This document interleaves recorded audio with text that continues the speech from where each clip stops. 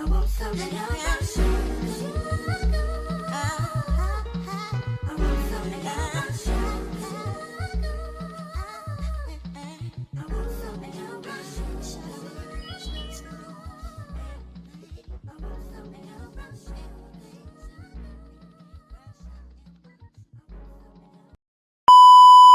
right, you guys, what's up? Welcome to my channel. Now, welcome back. Welcome new subscribers. Welcome in.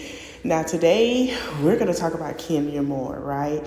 So, you guys know when they were filming Sweet 16 of Real Housewives of Atlanta, Kenya Moore and Brittany Edie had got into it at the filming of Real Housewives of Atlanta season 6, week 16. So remember I covered this where Kenya had basically a grand reopening of her hair salon in Atlanta, Georgia.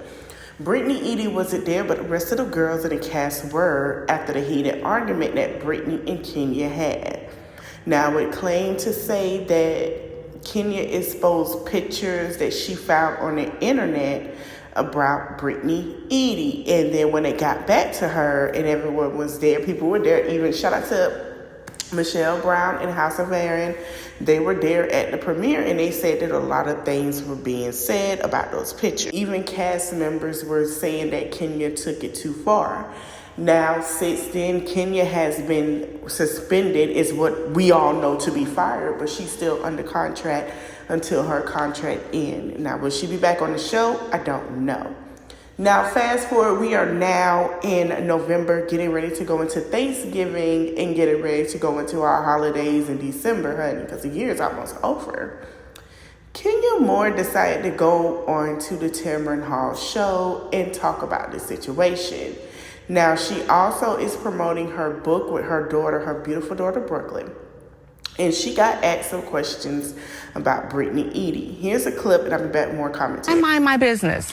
And I don't start anything, I respond. So during this taping, the young lady escalated it to the point of tearing off mics, screaming all kind of obscenities at me and threatening me. I felt threatened. So let me pause here because I have to be fair to this person, Brittany Edie. She has nothing on her Instagram about this. I've never met her. I don't know. It's been deleted.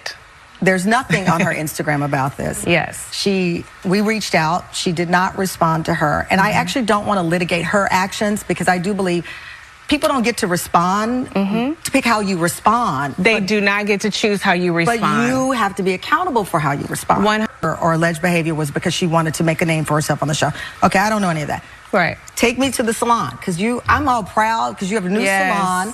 You're opening this new business, and no one is talking about you opening their business. They are reports that you had. It overshadowed it. You overshadowed it. Yes. This is what happened. They are saying you had these pictures of her. Yes. Okay, let me tell you what happened. So from that night where all of this stuff happened and there were threats in my direction, and I felt very concerned. I told the producers I'm concerned, I'm scared, and I kind of feel like they said, oh, we'll take care of it. And it didn't feel like it was taken care of. They actually made me feel like I was being like a black Karen. Like, here Kenya goes again. Nothing really happened. They were joking or something. I don't take threats or the way that I felt. You can't invalidate the two of us. You think her behavior. And it was a real concern for me. I'm a single mom with a beautiful child that if anything happened to me, no one would be there for her. So you felt threatened by some actions that happened? Yes, and she repeatedly said, or it was said, that you don't know who I am. So I didn't feel like I was being protected, and I took matters into my own hands. What did you do? I did my research on her. I found a lot of information, especially in the explicit world, with a few clicks, with people helping me. I didn't get things sent to me, photos or videos that I did see, allegedly that were her. And I said, okay, if you find dirt on someone or somebody is messing with you, you come back with what? A receipt. Right. I found a valid receipt found on the internet. So you knew that Bravo was recording your Yes, it was salon. during a taping. Everyone signed waivers. It was during a taping. I didn't stand out on the corner posting anything. It was during a taping, and we know, even with nudity that has happened on the show, they blur things out. So at the end of the day, I knew that they would likely blur it out because whatever it was that I found, they didn't like the receipt. It was explicit, and they didn't like, I found a lot, but I only showed one. Were you building a moment? I mean, I know you said the other person was trying to make a name for themselves, allegedly. Were you trying to have a Kenya moment doing this, and it backfired?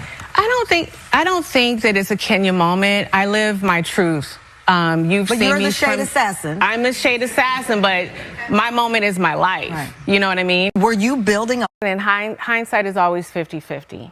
If I could do it all over again, I believe the photos were very distasteful, and I elevated the situation. I've elevated situations before, so and shout out to Neighborhood Talk and also to Kyle. So once this got posted about the show, and Neighborhood Talk put their clips out that Tamaron Hall put out, Kenya decided to say, conveniently leaving out what I said, the RP allegations were a lie. Thanks. And the Neighborhood Talk said, Kenya, this is the clip Tamaron Hall posted on her Twitter account, Kenya. So did they conveniently leave it out too? So they asked her. So I guess she decided to crash out. Now, this is why I know her accountability wasn't that serious to me, and that's why I really didn't play it, because I knew it was something down the line. So she also did write Kyle and, a lot of bloggers, except for one, who's behind her on a lot of things. Y'all can pause and read, but she did sit here. She accused Kyle of making her look bad every time they post her on the Neighborhood Talk, and Kyle is like, hey, I'm not making you look any bad. This is what's been posted out there. And he put his story, say, sorry, I've been laughing at this all day. I really wonder if they feel a little dumb in the end after being properly informed, okay? Basically, Kyle also put great things about all the cast of Real Housewives of Atlanta and what's going on, and that's already put out there. So to me, he doesn't put out things that are just uninformed and messy at this point. I also feel like Kenya is doing this because, from what I hear, in her shop only take appointments, and people are not saying when they go for the appointment, I guess because she's out of town working, that her hairstylists are not there to run it, or she doesn't have anyone to run the shop. So even if they do have an appointment and they go to the appointment, basically there is no one there to require to do their hair. Now, we've seen one influencer who has gave her review. We see other people say they show up and the shop is closed. It's time for their appointment. Ain't nobody there. There's nothing going on. So I don't know what's going on with this shop. It's a lot. Sally's Beauty has pulled her things from underneath, and she tried to show us that, hey, my stuff is still there. Baby, no. Sally Beauty say, baby, we're not selling it no more. And if we are selling it, it's going on sale after those allegations and things that she did on the show. Now, I do give it to her to take full accountability.